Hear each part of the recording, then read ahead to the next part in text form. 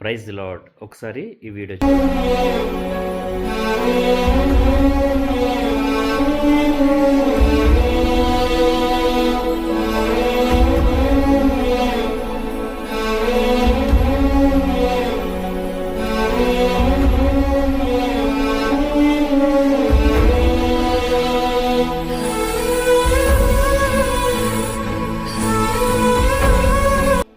చూశారు కదా, పాపం ఆ పాప అన్నం కోసం ఎక్కడ కూర్చుని తింటుందో.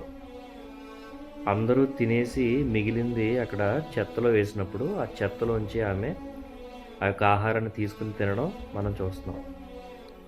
కాబట్టి దేవుని వాక్యం ఏం చెప్తుందంటే, ధనవంతుల ఇళ్ళకి వెళ్ళి అక్కడ భోజనం చేయొద్దు.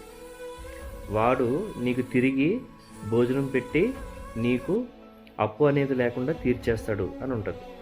అదే పేదవాడికి భోజనం పెడితే వాడు నీకు తీర్చలేడు, దాని ద్వారా నీకు పరలోకంలో ఫలం కలుగుతుంది అని వాక్యం చెప్తుంది. అంటే ఇప్పుడు మనం ఇచ్చేటువంటి డబ్బు, ధన సహాయం ఏదైనా కానీ, చర్చిలో కానీ, గుళ్ళల్లో కానీ, ఎక్కడైనా కానీ హుండీలో వేసినంత మాత్రాన మనకి భక్తి రాదు. అలాగే చర్చిలో కానుకలు వేసి దశంభాగాలు అర్పించేసినంత మాత్రాన మనకి పరలోక రాజ్యం రాదు. ఎక్కడైతే లేనివాడు ఉంటాడో, ఎక్కడైతే పేదవాడు ఉంటాడో, వాళ్ళని ఎవరైతే ఆదుకుంటారో వాళ్ళకే దేవుడు మోక్షం అనేది ఇస్తాడు.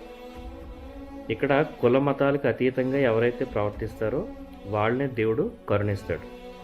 నువ్వు హుండీలో డబ్బులు వేస్తే భక్తుడవుతావు, చర్చిలో కానుక వేస్తే భక్తుడవుతావు. కానీ పేదవాడికి అన్నం పెడితే నువ్వే దేవుడవుతావు.